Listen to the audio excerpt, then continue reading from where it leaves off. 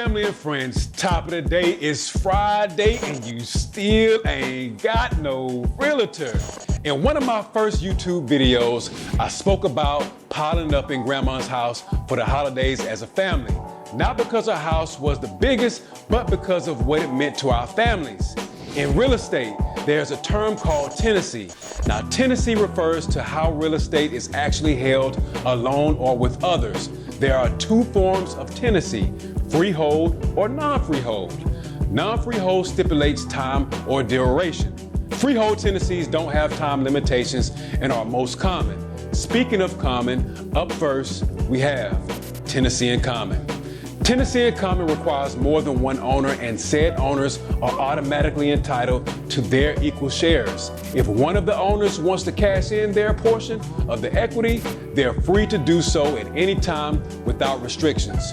Right of survivorship doesn't apply as well. However, tenancy also includes joint ownership.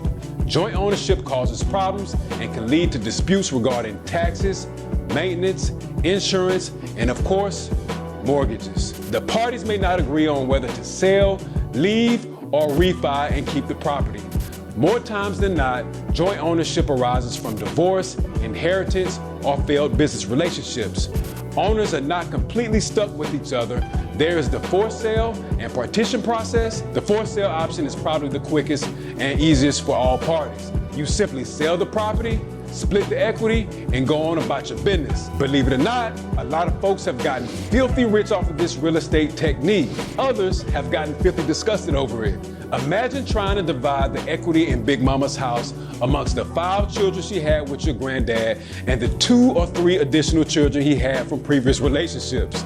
Can you say nightmare on Elm Street? Now the entire family is fighting over equity on a 3-bedroom, 1-bath, 1,200 square foot home with liens on it. At best, the family will walk away with $50K collectively.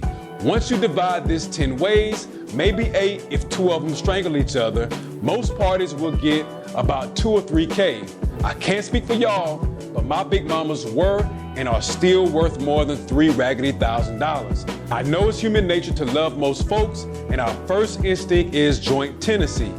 Folks, save your family a lot of heartache and keep tenancy in common.